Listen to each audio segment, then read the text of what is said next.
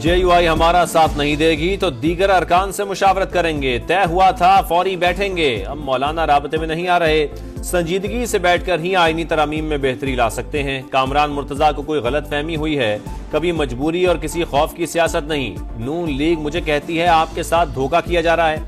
حکومت فوجی عدالتوں کا قیام چاہتی تھی لیکن میں نے آرٹیکل 8 سے وہ ترمیم نکلوا دی۔ بلاول بھٹو کی نجی ٹی وی سے گفتگو، تقریب سے خطاب میں کہا صرف وفاق نہیں، صوبوں میں بھی آئینی عدالتیں ضروری ہیں۔ میثاق جمہوریت کے تحت آئینی عدالت بننی چاہیے۔ افتخار چودھری نے عدلیہ میں سیاسی ایکٹیویزم کی بنیاد ڈالی تھی، اس عمل کو کبھی ثاقب نثار تو کبھی گلزار نے آگے بڑھایا۔ عدالتی تقرریوں کا عمل درست کرنا ہوگا۔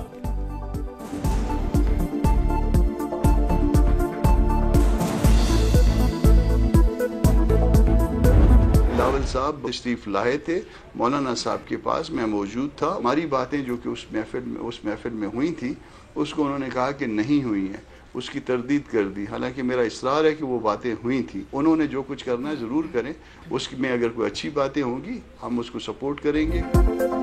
مولانا کو دیے گئے مسودے میں آرٹیکل 8 کا ذکر تھا۔ بلاول بھٹو نے کہا مجبوری ہے، اس کے علاوہ کوئی چارہ نہیں۔ سینیٹر کامران مرتضیٰ اپنے بیان پر ڈٹ گئے۔ Program red line with Talat میں کہا چیئرمین پیپلز پارٹی ملاقات میں ہونے والی باتوں سے انکار کر رہے ہیں۔ مل کر مسودہ تیار کرنے کا پروپوزل بھی بلاول بھٹو کا تھا، لیکن جے یو آئی نے کہا اپنا ڈرافٹ بنا کر ایک دوسرے کو دکھا دیتے ہیں۔ خاصہ یہ بل یا پاس ہوتا تو پاکستان میں ایک قسم کا آپ سمجھیں کہ فیشسٹ سٹیٹ ہوتی اور فیشسٹ / مارشل لا سٹیٹ ہوتا۔ بلاول بھٹو کے یا اعظم تارڑ، ان دونوں کا جو رول تھا وہ بہت منفی رول تھا۔ جس طرح کٹھ پتلیاں ہوتی ہیں، یہ کٹھ پتلیوں کا ہی رول ادا دونوں صاحبان کر رہے تھے۔ آئینی ترامیم کا بل پاس ہوتا تو ملک میں مارشل لا لگ جاتا، فاشسٹ حکومت ہوتی۔ قانون سازی پر اعظم نذیر تارڑ اور بلاول بھٹو کٹ پتلی بن چکے۔ عمر ایوب کی تنقید، کہا فضل الرحمان نے مثبت کردار ادا کیا، پارلیمنٹ اور سڑکوں پر آئینی ترمیم کا مقابلہ کریں گے۔ بیرسٹر علی ظفر نے کہا پاکستان آئینی بحران کا شکار ہو چکا، سمجھ نہیں آ رہی حکومت الگ سے آئینی عدالت کیوں بنانا چاہتی ہے۔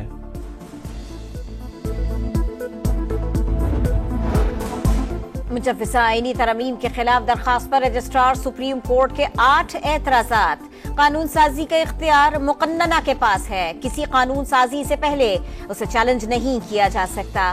قانون کے تحت وکلا کو پارٹی نہیں بننا چاہیے، رجسٹرار نے اپیل مفروضہ قرار دے کر واپس کر دی۔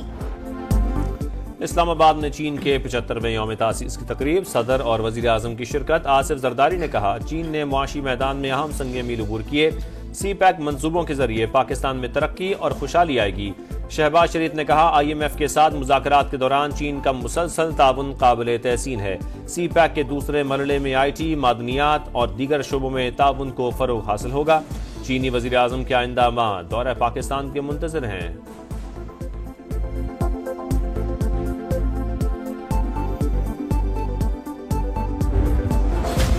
الیکشن ایکٹ میں ترمیم کے بعد سپریم کورٹ کے فیصلے پر عمل درآمد نہیں ہو سکتا۔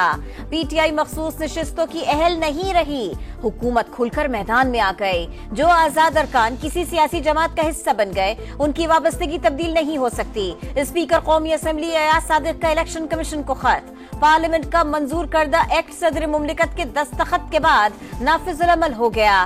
سپریم کورٹ کا فیصلہ ماضی کے ایکٹ کے تحت تھا جو اب قابل عمل نہیں۔ ای سی پی قانون پر عمل کرائے، پارلیمنٹ کی خود مختاری قائم رکھتے ہوئے مخصوص نشستیں الاٹ کی جائے۔ خط کا متن، اسپیکر پنجاب اسمبلی کا بھی الیکشن کمیشن کو خط لکھا، پارلیمان کی بالادستی کو ہر فیصلے میں ملحوظ خاطر رکھا جائے۔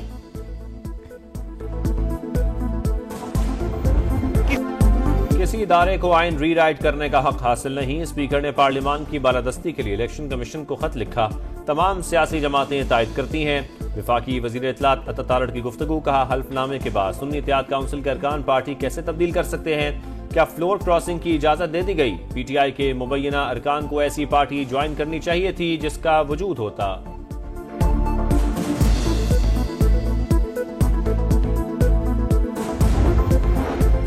سپریم सुप्रीम कोर्ट के फैसले के बाद पीटीआई को मखसूस नशिस्तें दी जाए या नहीं, इलेक्शन कमीशन अदालती फैसले पर अमल दरामद का फैसला न कर सका।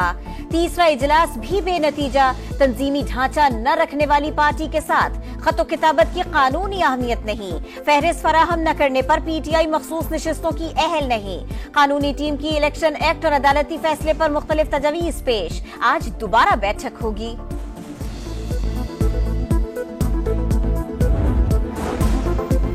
अफगान सिफारतकार कौमी तराने के एहतराम में क्यों खड़े न हुए? पाकिस्तान ने अफगान कौंसल जनरल की वजाहत मुस्तरद कर दी।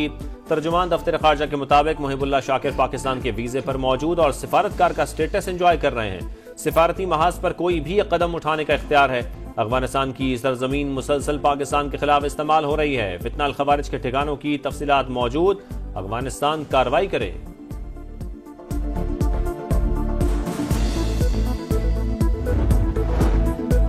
वज़ीर आला खैबर पख्तूनख्वा का अफगानिस्तान से बराह रास्त बात करने का ख्वाब चकनाचूर, मुंह की खाना पड़ गए।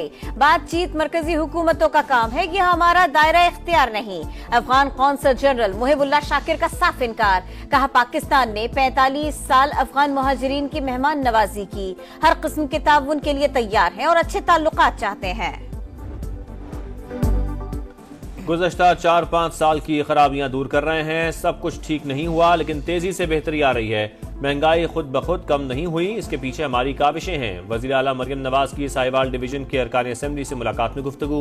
हर शहर में डॉल्फिन फोर्स कायम करने की हिदायत। सूबे भर में रिवायती मेले भी बहाल करने का हुक्म।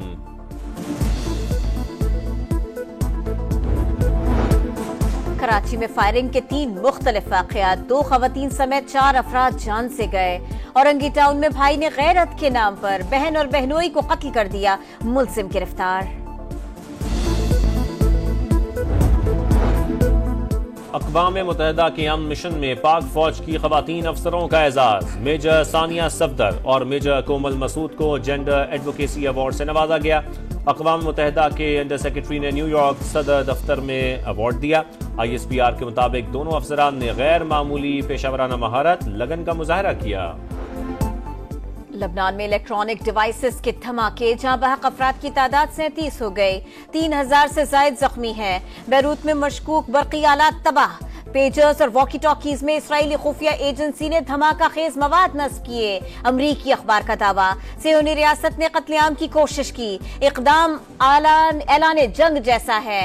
इसराइल जल्द अपने किए पर पछताएगा, हिजबुल्लाह के सरबराह हसन नसरुल्लाह का खिताब। चैंपियंस कप में स्टालियंस ने डॉल्फिन्स को 174 रन से हरा दिया। 272 रन के ताक़ुब में सऊद शकील की टीम सिर्फ 97 रन पर आउट। जहांदाद खान, मेहरान मुमताज की 3-3 विकेटें। स्टालियंस की तरफ से बाबर आजम की नाकाबिल शिकस्त century, player of the match करार। सियोल ओपन टेनिस का एक्शन से भरपूर इवेंट, टाइटल की दौड़ फैसला कुन मरहले में दाखिल। रीमा रदकानो और किजाकीना क्वार्टर फाइनल में पहुंच गईं।